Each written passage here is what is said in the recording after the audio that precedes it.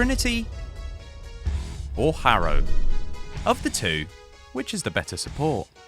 Well, I've seen this question asked quite a few times recently, as both frames on paper appear to do very similar things. They heal, provide energy, and enhance the team's overall survivability or damage. The way they accomplish this, however, couldn't be more different. So which frame truly comes out on top? Today, I'm going to try and find the answer by comparing their abilities, playstyles, and researching the different missions where each frame shines the brightest. Whether you're a veteran Tenno or a new player trying to decide which frame you want to invest your time into, this video will help you choose the right support for your squad. As always, if you enjoyed today's video, drop it a like and maybe leave the channel a sub. With that, let's kick off with a quick overview of each frame's abilities, starting with Trinity. Trinity is often seen as the quintessential support frame, turning enemies into sources of health and energy with defensive abilities that prioritize healing and protection over offense. Her first ability, Well of Life, can do quite a lot. Casting it on an enemy will lift them into the air, preventing them from moving or attacking. Any ally within ability range of the marked enemy will no longer take status effect damage, as this damage will be transferred onto the lifted enemy instead. In addition to this, allies near the marked enemy gain health over time, can gain additional health when shooting the lifted enemy, and if an ally dies near the marked target, the marked enemy will die instead. Nice. Well of Life also has an augment mod known as Pool of Life. This augment causes marked enemies killed by Well of Life to drop 4 health orbs and 1 energy orb. Trinity's second ability is called Energy Vampire. This ability marks an enemy and causes them to pulsate with energy. Every time the marked enemy pulses, allies in range will gain an injection of energy, and the marked enemy will take 25% true damage. Both of these effects scale with ability strength. Killing the marked enemy allows the ability to instantly provide its full energy bonus. Energy Vampire also has an augment mod known as Vampire Leech, which allows any excess energy gained through Energy Vampire to be converted into shields. Next, we have Trinity's third ability, Link. Link allows Trinity to form a direct link with 3 or more enemies, dependent on ability strength. 75% of any damage taken while linked to an enemy will be channeled to a linked enemy instead. In addition to this ability making her insanely tanky, the augment mod Abating Link applies a huge amount of armor strip to linked enemies. With a good amount of ability power, you can completely strip enemy armor. Her fourth and possibly most iconic ability, Blessing, is what sets her apart as a pure support powerhouse, providing team-wide healing and damage reduction. Blessing restores a massive amount of health and shield to all allies in affinity range, and applies a buff to allies reducing damage received. In addition to making the team basically impossible to kill, the augment mod Champion's Blessing provides critical chance for each percent you heal on allies up to 350%. Pretty crazy, right? Lastly, we have Trinity's passive, which further reduces the chance of an ally dying. Any ally in affinity range of Trinity will have their health boosted by 50% of Trinity's max energy. Through a combination of these abilities, Trinity and her squad can become almost unkillable. So, you think you might be a Trinity main now? Well, I don't blame you, she's pretty great. But before you start investing all of your spare plat into her, let's take a quick look at the darker side of support frames. This is Harrow.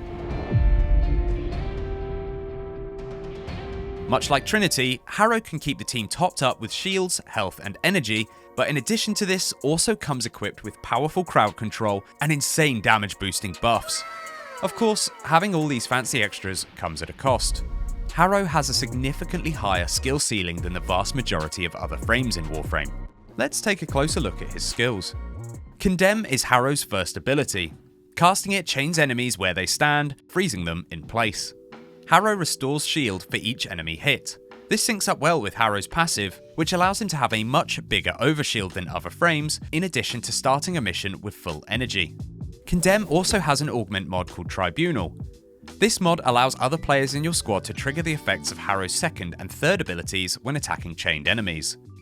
Harrow's second ability is Penance, which is an ability for those that like to live life on the edge. Casting this ability completely drains 100% of your shields in exchange for increased reload speed and fire rate, in addition to converting damage done by Harrow into health for yourself and allies. The duration of this ability is extended depending on how much shield is sacrificed when casting. The more shield removed, the longer the ability will last. Next, we have Harrow's third ability, Thurable. Activating Thurable starts draining Harrow's energy and presents a slowly incrementing number on the UI.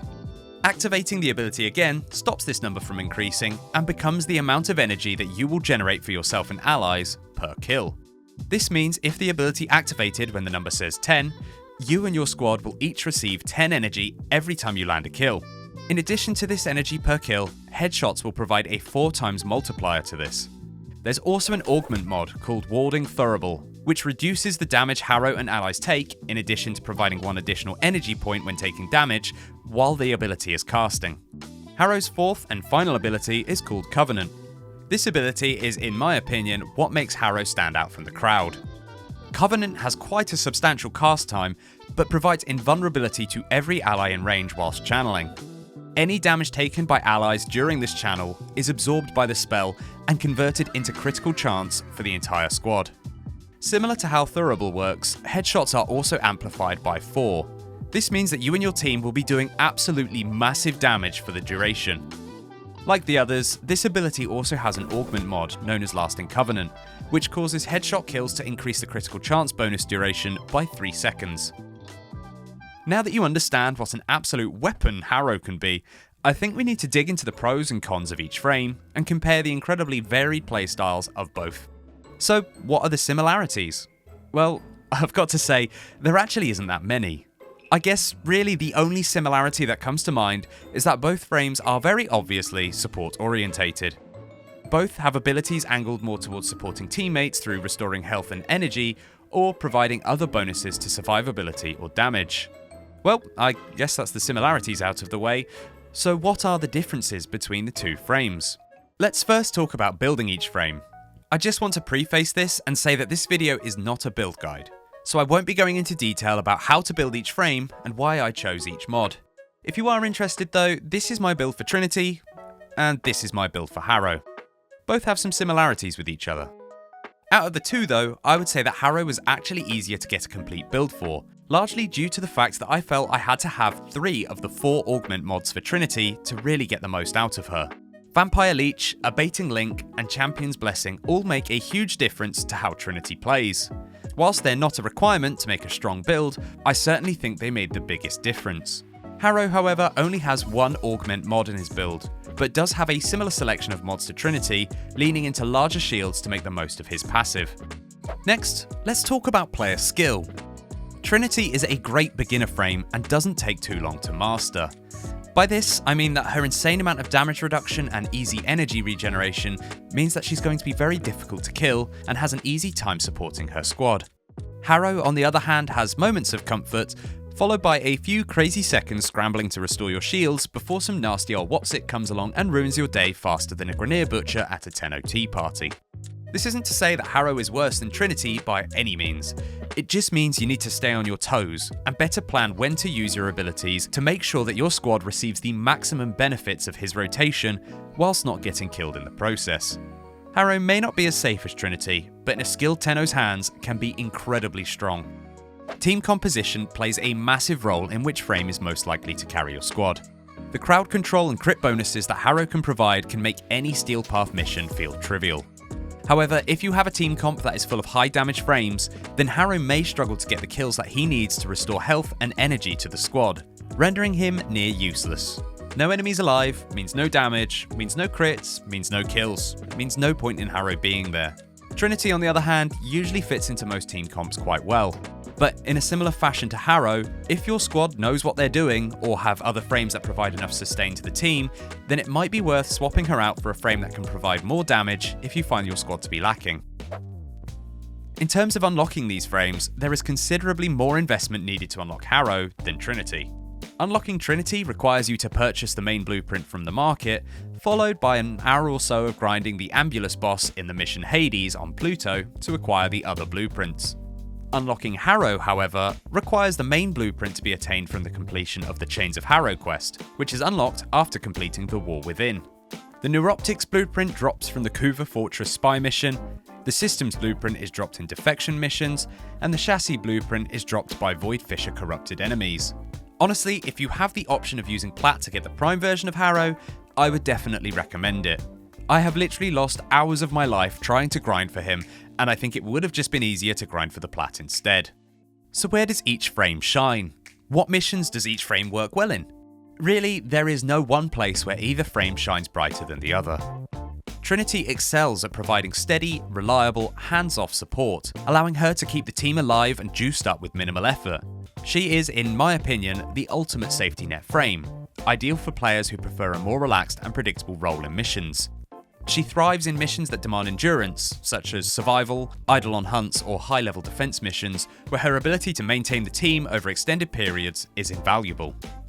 Harrow, on the other hand, encourages a more dynamic and active playstyle, making him perfect for players who enjoy a more hands-on, high-risk, high-reward approach to support, providing massive damage boosts to those who are willing to take on the challenge. Harrow also thrives in idle on hunts, survival, and defense missions, but I believe he also has a slight advantage in scenarios like the new face-off mission, where getting through waves of enemies fast can make all the difference. So there we have it, Harrow versus Trinity. Hopefully this video has covered everything you need to know about each of these frames to help you decide which one you want to invest in. As a support main myself, I absolutely love each of these frames, and I find it very difficult to pick who I believe to be the ultimate support from the two. But if I had to pick a winner today, I would absolutely say that of the two, my favourite frame is